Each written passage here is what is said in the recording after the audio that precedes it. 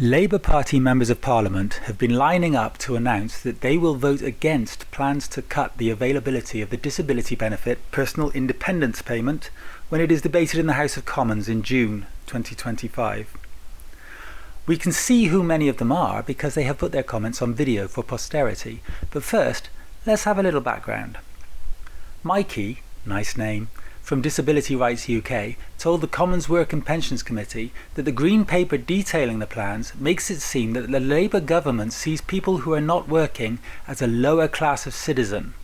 He pointed out that it took a Freedom of Information request to reveal that 1.1 million people are likely to lose benefit if the plan goes through, and that, as people need PIP to receive other support, it is worrying that the government's big idea is to make that harder. He described the plan as shambolic and dehumanising.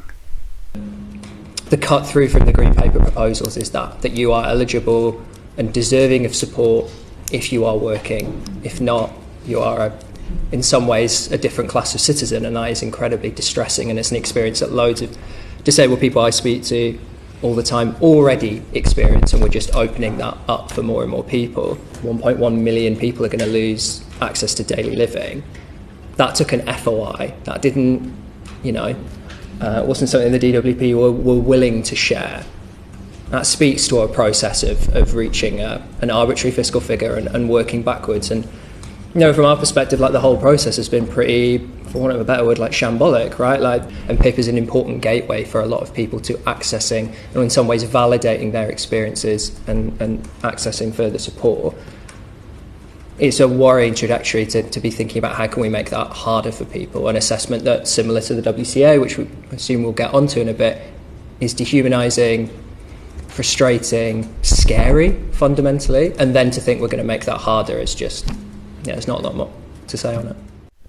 Political strategist Jo Tanner, speaking on the BBC's Politics Live, discussed her own difficulties as carer for her mother, who has multiple sclerosis, and mentioned a trait on which PIP assessors often rely: claimants' reluctance to admit they are unable to perform day-to-day tasks because it shames them. This makes it easier to deny them any benefit. I often talk on here, Jo, you've heard me before talk about my experience of the benefit system. I've got a disabled mother, she's had MS for over 50 years. I have been her sort of principal carer since I was in my late teens, and I have been through several iterations of benefits, of assessments, of sitting, having somebody that looks at you and asks you the most awful questions about what you can and can't do, and then having to step in as a daughter to explain what your mother can't do, because your mother is wants to say she can do something that she can't, and you have to say, no, you can't do that, remember, because I do that for you. And it is the most degrading and miserable process. And I fear that we have got into a position where these big numbers of how big the bill is and how many people this affects doesn't actually get to the core of some people who have ended up stuck in a system that doesn't help them back into work. Whereas you've got other people that have got really difficult conditions where they are never going to be able to work. But actually, during lockdown, my mum was somebody that volunteered and rang people that were stuck indoors and lost their independence, and she was able to empathise with them because that was her life for quite a long time. But over the years, she's lost payments that gave her the ability to go out and do social activities. You're not allowed to do that anymore under the system. You're restricted on what the money will help you towards. So, let's move on to those Labour MPs, starting with Ian Byrne, who told the Work and Pensions Committee one of his constituents said the government is assisting his suicide by making it impossible for him to live, among other things. Dozens of disabled people told me how frightened they were. Now, Lawrence, who led the debate, a disabled man against the cuts, said parliamentarians are legislating to assist my suicide while legislating to stop me from being able to live. Just like my friend, the member for Hayes and Arlington, said about Tory cuts a decade ago, I will swim through vomit to vote against them. I cannot express to the Minister the scale of the devastation this will have on disabled people in my constituency and indeed the country. We know from the government's own analysis that they would drive 250,000 more people into poverty and many others deeper into deprivation. This is not what the Labour Party was formed to do.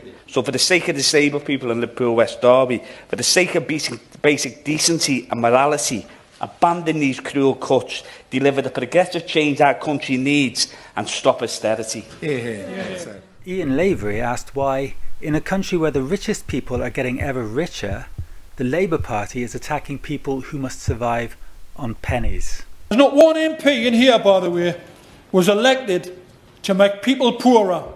Not one. And if you are, you should be you should feel a million shames. Look at yourself in the mirror. And look at the right honourable gentleman from East Ham, a good friend of mine, tremendous servant of this house. I wonder what's went wrong.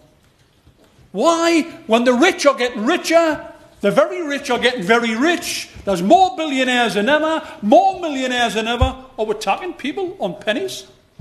Taking away their livelihood, making their lives so miserable. In my constituency of Blythe and Ashton, it's one of the bottom 10% in terms of social deprivation. I've got 10,467 people dependent for their livelihood. They're not living a life of luxury.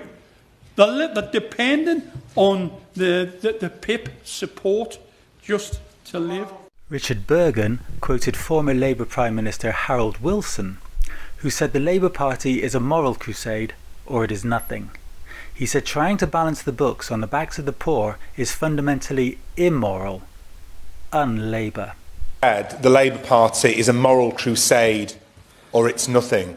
And we need to be clear, as millions of people outside this place are clear, that to try and balance the books on the backs of the poor and disabled is fundamentally immoral, is fundamentally un-Labour. And the Prime Minister and the government need not to plough ahead apace with this immoral, appalling plan, but instead to drop it now. Let's be clear.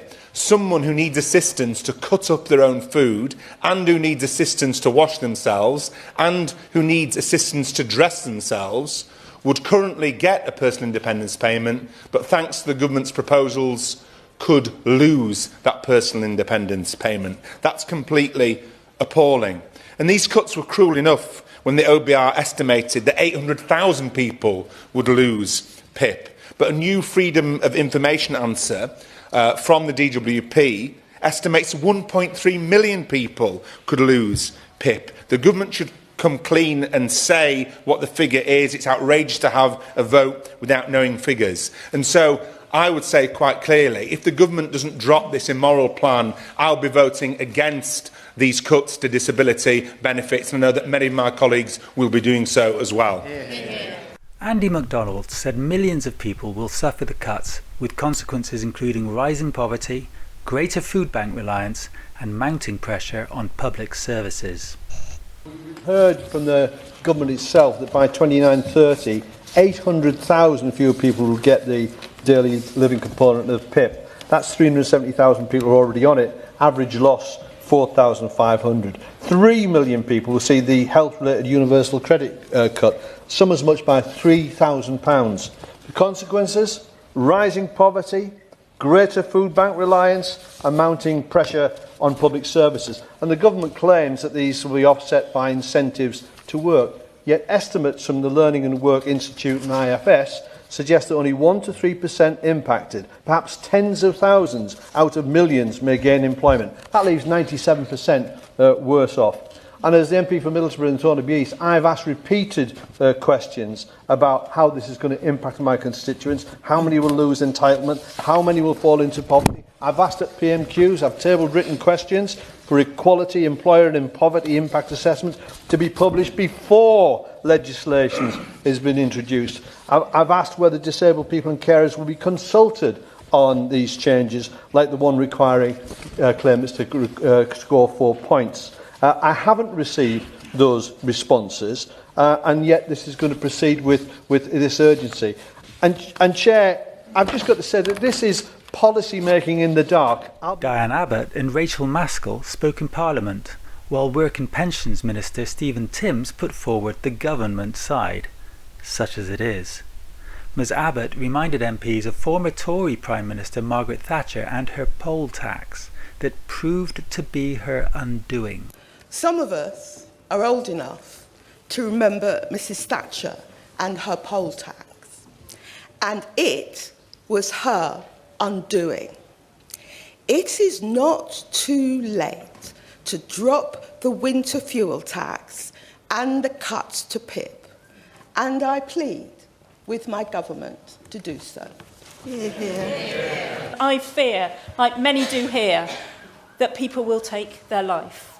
Once again crushed by a system which fails to see, fails to believe, points the finger, not offers the hand, turning hope to despair as poverty, dependency, and if not physical, most definitely psychological harm awaits. Colleagues, we are better than this. We are clear that PIP daily living should not be means tested, should not be taxed, should not be frozen, or other things that have been suggested. We're committed to continue to increase it in line with inflation. And for the majority of current claimants, and categorically for the most vulnerable, who've been highlighted in this debate, it will continue to provide in full the support it provides at present, and employment support for those who are able and want to work will be substantially improved as well.